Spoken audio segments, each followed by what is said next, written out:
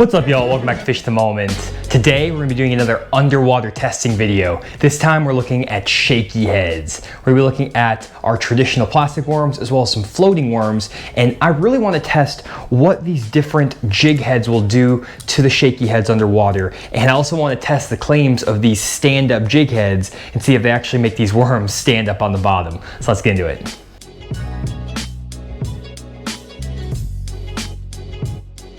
So for those of you who haven't seen one of my underwater testing videos before, let me explain the premise. Basically what I'm trying to do is replicate the conditions of fishing offshore in deep water. And to do this, I'm casting my fishing lures into the deep end of an Olympic-sized swimming pool. This allows me to make a long cast into 13 feet of water and look at the action of these baits in a way that you can't do in a shallower pool or just by putting the bait right next to the boat in the water.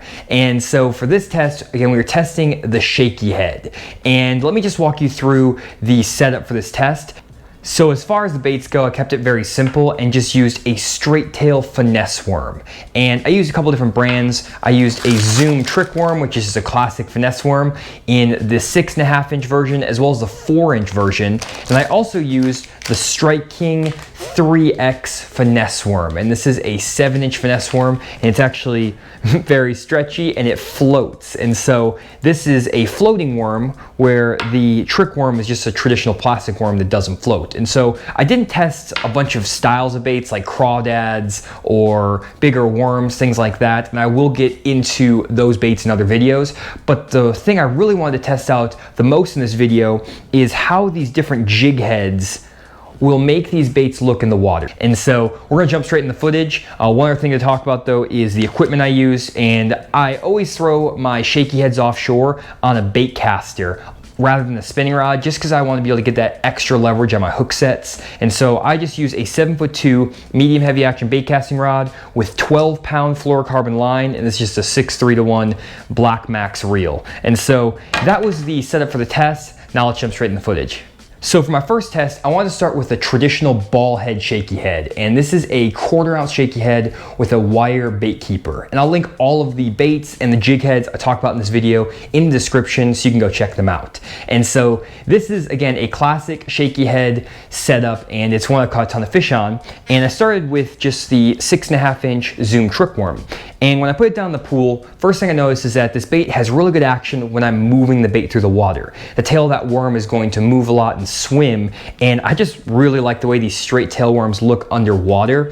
They look like they wouldn't have that much action when you look at them in the package, but then when you put them down in deeper water and swim them, they look amazing. And so I really feel like I want to experiment more with these straight tail worms because I have always been kind of partial to the ribbon tail worms that have all this extra action, but you may not actually need to throw a ribbon tail worm a lot of times because these straight tail worms look great. But aside from that, when I actually stop the shaky head and let it fall down to the bottom and sit there, you can see the tail of that worm basically goes straight to the bottom and it lays flat. And so there's not a lot of natural action going on when this bait is stopped. And so really the only thing that I feel like is going to attract these fish is the movement of that bait when you're actually shaking it, hence the shaky head. And so one thing you guys had asked about too in previous videos is to show how I'm retrieving these baits. And so if you take a look at how I'm working this bait through the water, you can see that I am just moving the bait about 6 inches to a foot at a time by shaking my rod in the air 2 or 3 times. Then I'll reel up my slack, shake it 2 or 3 times, reel up my slack. And I'm not moving this bait very far. And that's the key I found with shaky head fishing in general, is you do not want to overwork this bait. The more you move it, the faster you move that bait, the less natural it's going to be and the less bites you're going to get. And so if you're fishing a shaky head, you have to use a very slow, methodical approach and just barely move that bait, hop it 2 or 3 times. You can see even when I'm hopping it 2 or 3 times, it's hopping pretty far off the bottom. And so that is the 6.5 inch trick worm on this ball head. Next thing I want to test was a smaller trick worm, which was the 4-inch trick worm on that ball head. And I didn't really like the look of the 4-inch worm on this 1/4 ounce ball head as much because it didn't really have as much of that swimming action to it, and it also didn't stand up or do anything interesting when it was laying on the bottom. Now it still looks okay, I guess, but it's not what I would go to after seeing this footage. But one thing I did find was interesting is when I switched from the ball head to a stand-up head like this, with that 4-inch worm, the bait came alive. And basically what happened is that when I threw this bait down there, that stand-up flat head would cause that 4-inch worm tail to stand straight up in the air. And I feel like this worm took the posture of what a crawfish might look like underwater when it's getting in a defensive position.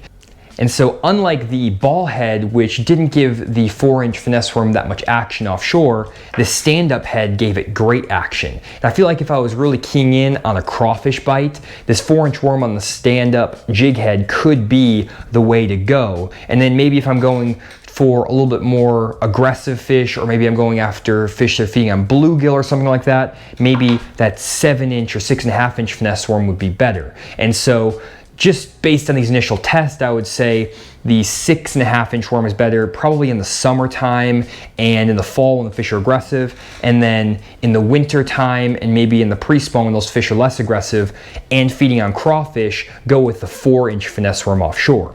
Now, I also tried the stand-up jig head. This is again a 1/4 ounce jig head with a 6.5-inch trick worm, and what I found is that the 6.5-inch trick worm didn't actually stand up in the air on the stand-up jig head. And what it looked like is that the tail of this bait was too heavy to stay up in the water, and so it would fall down to the bottom.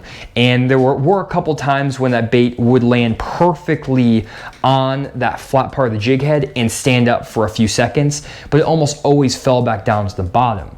And there were other times when I was throwing that 6.5-inch finesse worm that the bait would just drag on the bottom on its side and not even stand up at all. And so that's the challenge with these stand-up jig heads, is that you have to ensure that that bait lands perfectly flat on the bottom to make sure it stands up. If it falls on its side or on its face, it's just gonna drag on the bottom like a traditional ball head.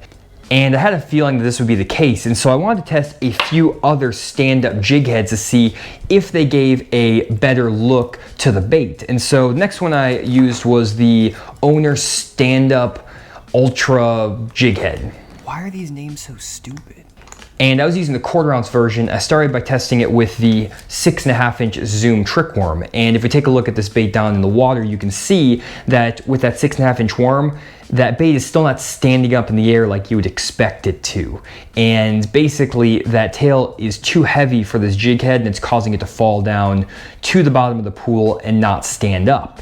And so I tested first with that 6.5-inch trick worm, but I also tested it with that 3X worm. And the reason I didn't test this floating 3X worm with the first two jig heads is because you can't really use these wire guard jig heads with the 3X plastic because it's too stretchy and you can't really get that keeper in there.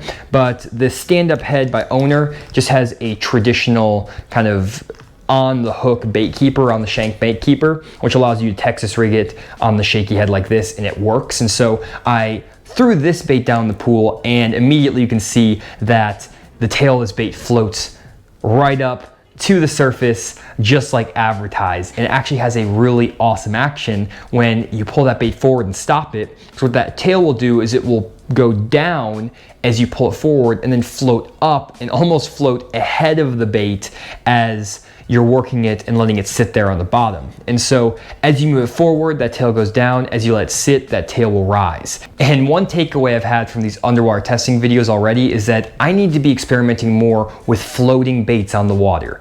They have a completely different action from your traditional plastic lures, and I feel like these fish might be getting really conditioned on some lakes to a plastic bait, and you might be able to trigger extra bites by going to these floating plastics because fewer people are fishing with them. And so that's something I'm gonna experiment with a lot in upcoming fishing trips. And again, I'm going to try to apply as much of what I'm learning in these underwater testing videos to the lake and compare the results in the pool to what I'm seeing on the water and the fish catches, stuff like that. But in general, these floating worms are great because it doesn't seem to matter if you have that stand-up head. Those tails of the bait are gonna stay up and float regardless of the style of jig head, and that's probably the easiest way to guarantee that you're going to have that floating tail or that stand-up action. So there's one more jig head I really wanted to test, and it's a jig head that was designed by David Dudley for Perfection Lures. And I actually got the idea for all these underwater testing videos from a podcast that David Dudley was on. And he designed this jig head to be the ultimate stand-up shaky head jig head. And basically it has these two wires that stick off from the bottom of the jig head. They kind of act as a little platform for that jig head to stand on. And so the idea is that you're going to get a more consistent stand-up presentation as opposed to the other types of jig heads on the market. And so I was really anxious to test this jig head, and it actually works. It's a really cool jig head. As you see with the 4-inch trick worm, every single time I threw it down there, basically that bait would stand up perfectly in the water. Those two wires on the bottom really do keep that jig head in the perfect position to stand up that bait, and the action of the bait wasn't that much different, but the consistency at which the bait would actually stand up was a lot better. Now when we switched over to the 7-inch trick worm, you can see that it also worked a lot better with this bigger worm. You could actually get that nice stand-up action from that 7-inch trick worm with this jig head, and you couldn't really get that from the other stand-up heads. And a couple reasons for that, again, are those little wire guards, but also that this bait has a really nice long hook in it, a little bit bigger hook, which is a little bit better for these bigger worms. And I will say that I tried casting this bait about 10 times, and 3 out of the 10 times that bait didn't actually stand up like I was expecting it to. And that's because when it sank to the bottom, it either landed face first with the wires in the air, or it landed on its side, and I basically was just dragging the bait on its side on the bottom. And so it's not a foolproof method of getting that stand-up approach. Really the only way you're going to get that consistent stand-up look is by using that floating finesse worm. And I did try the floating finesse worm on the Perfection's shaky head, and it worked great, but it works great on all the jig heads that I tried. And so if you want that consistent stand-up approach, go with the floating worm. If you want to stick to plastics, then I would really recommend checking out these David Dudley Perfection Lures shaky heads. They're linked in the description below.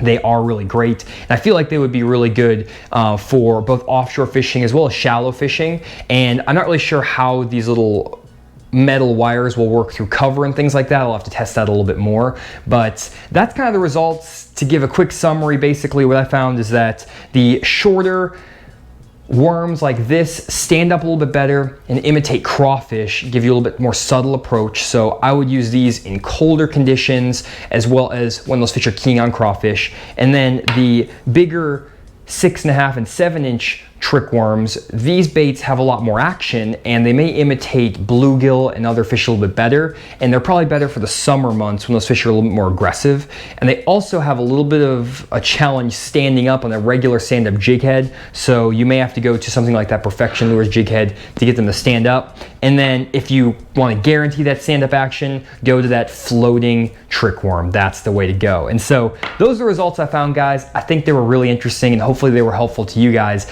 as you start fishing some shaky heads this year offshore and also up shallow.